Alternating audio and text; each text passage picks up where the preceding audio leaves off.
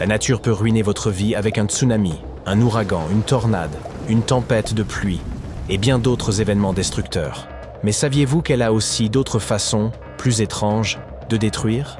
Jetons un coup d'œil aux phénomènes naturels les plus inhabituels. Que diriez-vous de la pluie orange? Ce ne sont pas des gouttes orange qui tombent sur vous. Non, tout le ciel et l'atmosphère virent à l'orange foncé. Les nuages orange déversent sur vous des gouttes orange sales. Ne vous inquiétez pas, elles ne sont pas toxiques. Mais faites attention à vos yeux. Ne laissez pas les gouttes entrer car elles contiennent des particules de sable.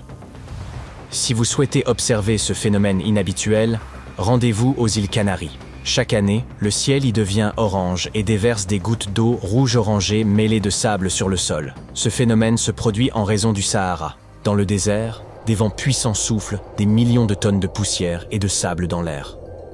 Toute cette pagaille pénètre dans l'atmosphère et rend le ciel orange. Ensuite, les particules du Sahara volent vers les îles Canaries et tombent sur les gens sous forme de fortes pluies. Les habitants de cette région ressentent des problèmes respiratoires et une mauvaise vision dans ces conditions orange. Les aéroports cessent de fonctionner. Tous les vols sont annulés. Dans des conditions favorables, une tempête qui transporte des particules de sable peut atteindre à la fois la Méditerranée et l'Europe du Nord. Par conséquent, si vous voyez soudainement une pluie rouge, ne vous effrayez pas, ce n'est pas l'apocalypse. Avertissement, ce type de pluie provoque de l'anxiété. Pendant ce phénomène, vous ne verrez pas de gouttes d'eau. Il y aura des araignées tombant du ciel.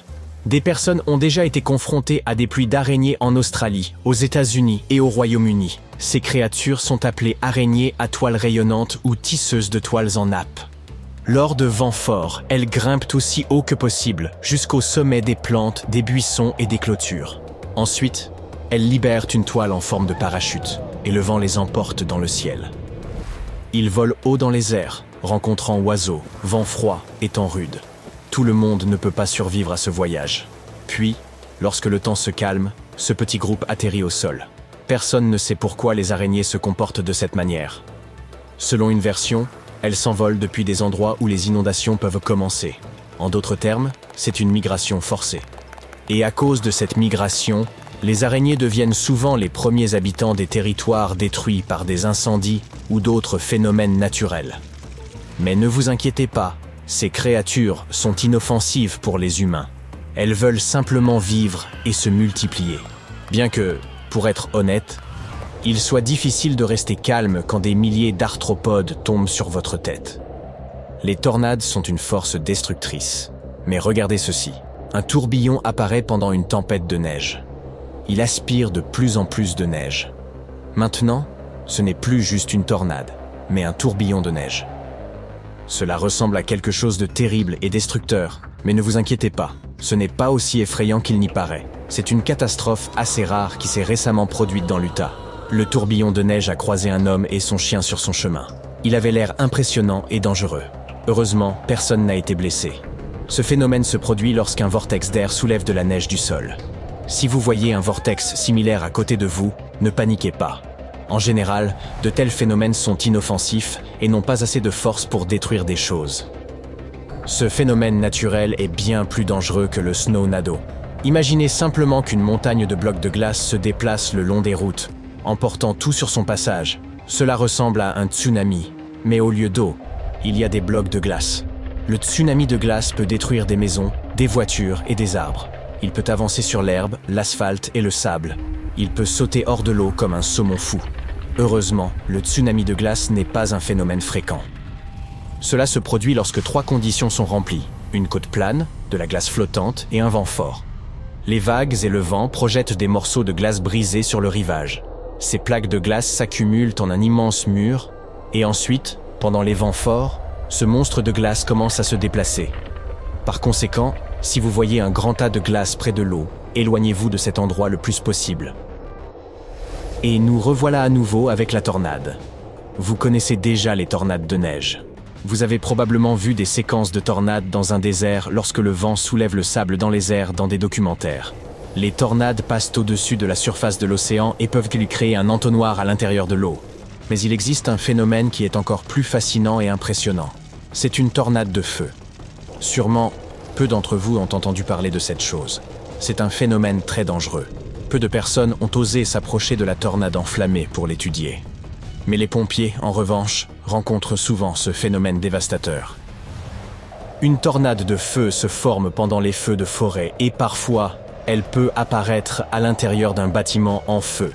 Si vous voyez une grande flamme et sentez un vent fort, soyez prudent. Un entonnoir enflammé peut se former. Mais comment cela se produit-il? Examinons d'abord l'origine d'une tornade ordinaire. Nous sommes donc quelque part dans un endroit aride au milieu d'une journée chaude. Le soleil réchauffe l'air proche du sol. Ces couches inférieures absorbent plus d'énergie que les couches supérieures. Une augmentation de la température rend cet air moins dense et plus flottant. Il s'élève alors dans le ciel sous forme de longues colonnes. Cette montée a un mouvement en spirale. L'eau dans votre baignoire se déplace de manière similaire lorsqu'elle s'écoule par le trou d'évacuation. Ainsi, beaucoup de ces tourbillons d'air sont assez faibles et vous ne pouvez pas les voir. Mais certains d'entre eux rencontrent des courants d'air forts. Cela accélère leur mouvement, ajoute de l'énergie et augmente leur surface.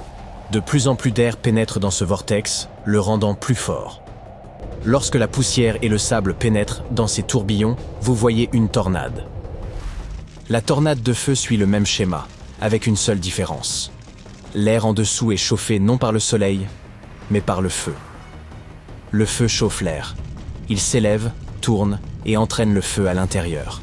Certains de ces tourbillons peuvent atteindre jusqu'à 120 mètres de haut et 15 mètres de large. C'est comme une mince tour de Pise en flammes, mais 2 fois plus haute. C'est un phénomène vraiment dévastateur et terrifiant. Le sol tremble. Des nuées d'oiseaux s'envolent. Vous pouvez entendre un grondement fort et sourd. Le volcan crache un immense nuage de cendres. La lave s'écoule de la bouche de la montagne enflammée. Des rivières de feu descendent en se précipitant vers vous. Vous n'avez nulle part où vous échapper. Le feu se rapproche de plus en plus et... Attendez une minute. Cette lave n'est pas chaude, elle est froide. Comment est-ce possible? Vous pouvez observer des coulées de lave froide à proximité de nombreux volcans. En Indonésie, par exemple, ce phénomène a récemment détruit des villages entiers. Oui, ce n'est pas chaud, mais c'est toujours dangereux. Les coulées de lave froide se produisent lorsque la lave chaude se mélange avec de la cendre, du sable et des cailloux par temps humide. Dans un sens, le volcan crache des coulées de boue épaisse. Elles recouvrent les routes, les maisons, les voitures et les arbres. Les coulées de lave froide sont un phénomène destructeur, donc restez à l'écart. Même si un volcan est très beau et que vous voulez prendre de superbes photos, ne prenez pas de risques. D'accord, détendons-nous un peu et terminons notre vidéo avec quelque chose de divertissant. Que diriez-vous de faire du surf? Mais au lieu de vagues ordinaires, nous avons des vagues glacées. Ce phénomène est appelé la vague de glace. On dirait que quelqu'un a figé une vague alors qu'elle se formait avant qu'elle ne frappe l'eau. C'est un événement rare, mais vous pouvez le trouver sur le mont Washington. Le sommet de la montagne est enveloppé de brouillard la plupart de l'année. Les basses températures, l'humidité et les vents forment du givre. Ensuite, des vents forts poussent ce givre de côté, et ainsi, une forme ondulée se forme. Et quand il y a une vague, vous pouvez skier ou faire du snowboard à l'intérieur, comme sur une planche de surf. Mais soyez prudent. Il fait très froid là-dedans, alors portez des vêtements chauds.